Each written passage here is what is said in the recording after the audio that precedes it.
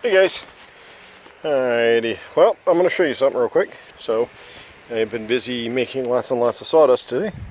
And it goes back to what we were talking about yesterday in terms of the panel assembly. So, what I'm going to show you right now is two parts. Okay, so you have the first part right here. Now, I'm going to do this one-handed, so you'll have to go with me, guys. Alright, so this first part, basically what it does is it goes around these points where the metal is higher in certain areas and stuff. It also is the blocking plate for that rear large hole there. But the main reason is that this portion right here is the highest position on the steel. Now, I want to only cut the minimal amount of steel out. I don't want to cut, shovel out the whole thing and have to rebuild it and do all this.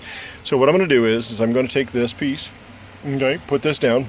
Actually, what I'm going to do is I'm going to bond the two together. So that's how this piece goes on, right? So that goes down there. Then you've got the large one, and it goes on here. Now, what it did was, you can see these 1, 2, 3, and 4. Those are the original 6x9 locations, okay? And they happen to be steel. Okay, so I'm going to use those as reference points. It helps there, and then I have a series of reference points that I've already made. So basically, this will go on, like this, right? So this is my foundation, for everything that's going on. Then the door panel I've already modified. And I'm grabbing that right now. So excuse me. Like I said, I'm doing this all one-handed. One day I'll be able to afford more. Alright, so here we go. So we've got yourself, it locks in.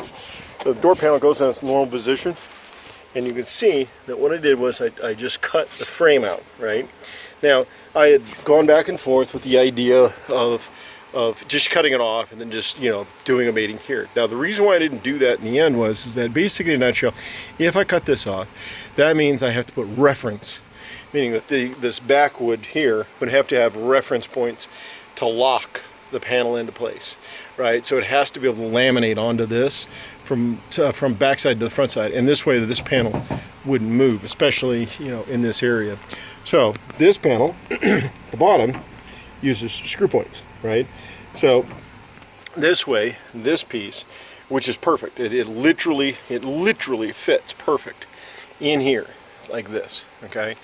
And it's all positioned correctly and everything else. What we're going to end up doing is that I'm going to utilize the plastic to help hold everything in place. I don't want to bond the wood to the panel. Okay, that's the thing you got to understand the most. I do not wish to bond these two together. I want them to be separate pieces. So what I'm going to do is I'm going to create a foreground, right? I'm in a background, and then I'm going to create the foreground. Okay, so there'll be two different pieces.